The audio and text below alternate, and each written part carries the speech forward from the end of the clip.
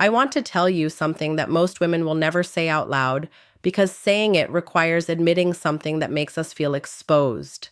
Something about the way our attention works, the way our nervous system responds, the way we process absence that we have been quietly aware of our entire lives, but have almost never described honestly to the men in our lives. And what I am about to tell you is not a manipulation tactic. It is not a game.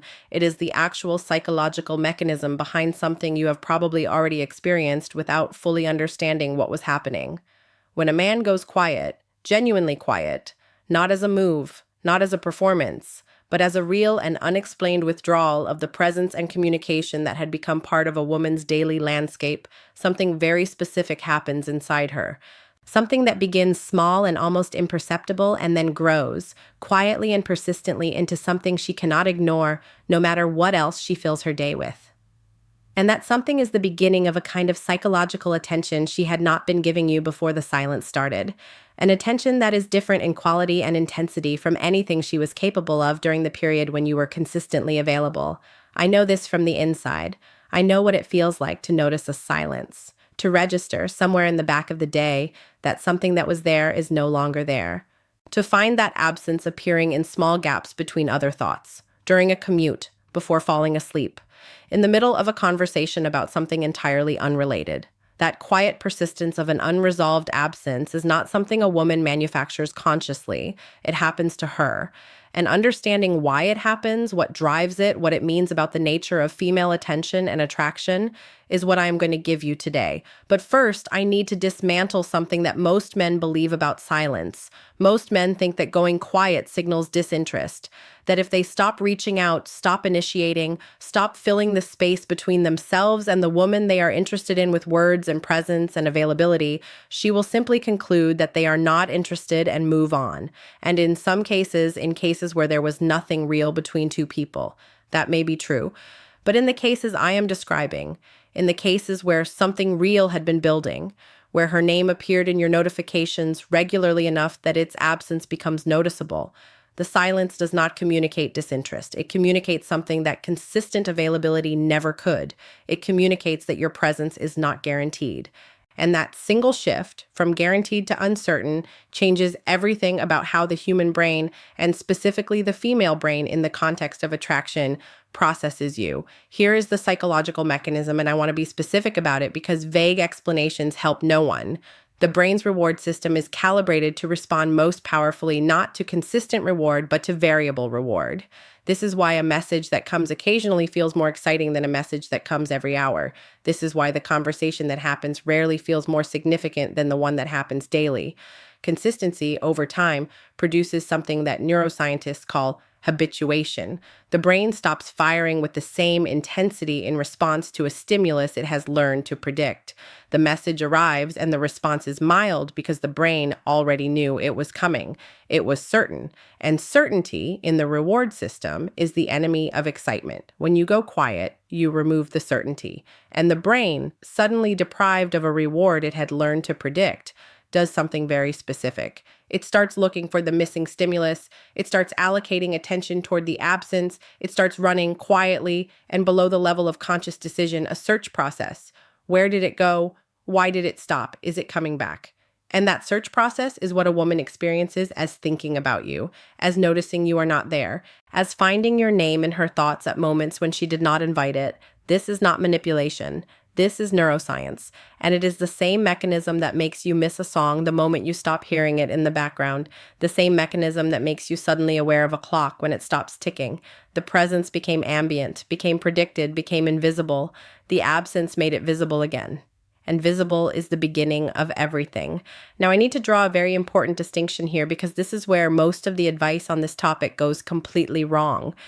There are two kinds of silence, and they produce completely different results. The first kind is strategic silence.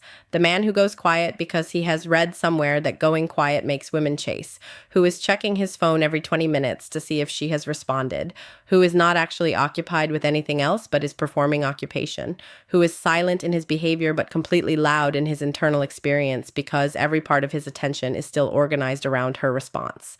This is not silence. This is the performance of silence, and women feel the difference between the two with a precision that is almost impossible to explain but is completely real.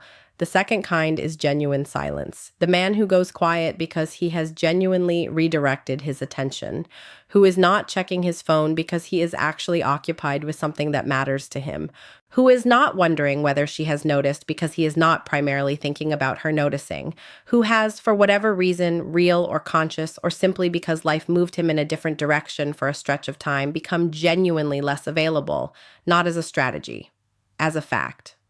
And this kind of silence, this genuine withdrawal of available attention, produces an entirely different response in the woman on the other side of it. She cannot manage it. She cannot dismiss it. She cannot tell herself he is doing this on purpose and therefore deny herself the response because there is no purpose she can identify.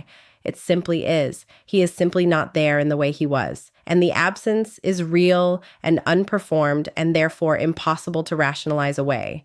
Let me tell you what the internal experience actually looks like from a woman's perspective, because I think most men imagine it as something dramatic. A sudden panic, a desperate reaching for the phone, a sleepless night spent wondering, and sometimes it is those things, but more often it is quieter and more persistent than that. It is a background awareness that appears in the margins of her day. It is the slight pause before she picks up a conversation with someone else because for a half second she thought it might be him.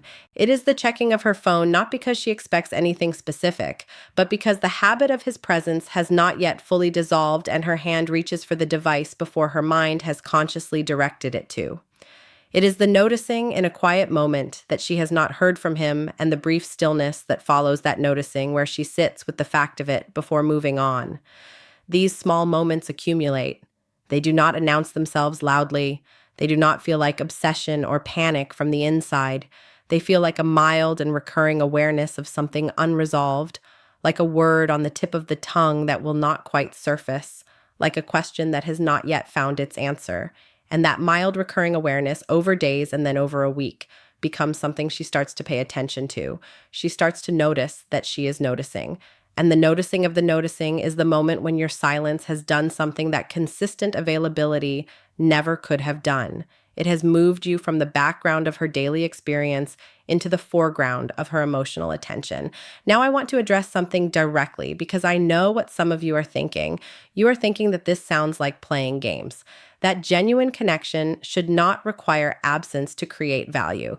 That a woman who only appreciates you when you are gone is not a woman whose appreciation is worth having. And I want to tell you that this concern is legitimate and it comes from a good place. But it is also based on a misunderstanding of what I am describing. I am not describing manufactured absence designed to make someone feel the pain of loss as a way of controlling their behavior. I am describing the natural result of a man who has a full life, genuine occupations, real interests and relationships and ambitions that sometimes pull his attention away from any single person, including the woman he is interested in. That kind of absence is not a game. It is the byproduct of being a complete person.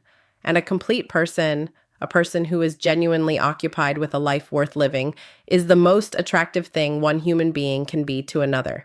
Not because the absence is calculated, because the fullness is real. The silence that creates the response I am describing is not the silence of a man withholding himself as punishment or strategy. It is the silence of a man who is somewhere else because somewhere else is genuinely worth being. And the woman who feels that absence and begins to search for its source is not being manipulated. She is responding accurately to something real, to a man whose presence is valuable precisely because it is not infinite, to a man who has other places to be, to a man whose attention, when it does arrive, means something because it is not simply the default overflow of someone who has nothing else to give it to. And here's the final thing I want to tell you. The thing that ties everything together and that most content on this topic never reaches because it stops at the mechanism and never gets to the meaning. The silence works not because it causes pain. It works because it creates space. Space in which she can finally hear something she could not hear when you were consistently filling every gap with your availability. She can hear the question of whether she actually wants you there, not whether she is comfortable with you there, not whether she has grown accustomed to you there, whether she actually genuinely chooses your presence over your absence. And that question, that specific, honest question that only silence creates the conditions to ask, is the most important question in the early stages of any real connection. Because here is the truth about consistent availability that nobody says clearly enough. It prevents that question from ever being asked. When you are always there, she never has to decide if she wants you there. The decision is made for her by your presence. She does not choose you. She simply does not have to choose against you. And those two things feel similar from the outside, but they are completely different on the inside. A woman who has never had to choose you has never actually committed to you. She has simply not opted out. And a relationship built on not opting out is not the same thing as a relationship built on genuine choice. Your silence gives her the chance to choose, to feel your absence and decide, from that felt sense of missing something, whether she wants it back. And if she does, if she reaches back out, if she finds a reason to be in contact, if she sends the message that has no practical purpose except to reestablish a connection she noticed was missing, that reaching is not the result of a strategy you executed. It is a genuine choice she made, a real decision that came from a real feeling. And that is worth infinitely more than any response you could have extracted through continued presence and consistent availability. You are not the man who fills every silence out of fear that the silence will cost you something. You are the man who trusts the silence, who knows that a presence worth having is a presence worth missing, who understands that the most honest thing a woman can do is choose you from the felt experience of your absence rather than simply remain with you because your presence never gave her the space to do otherwise. Go live your life fully, without apology, without monitoring, without measuring the silence against her response. Go be somewhere worth being. And trust that the right woman, the one whose presence in your life is actually worth having, will feel the difference between a life that has room for her and a life that revolves around her, and she will choose the first one. Every time. That is what the silence is for. Not pain, not strategy. Space. The space in which real choice becomes possible. And real choice is the only foundation worth building anything on.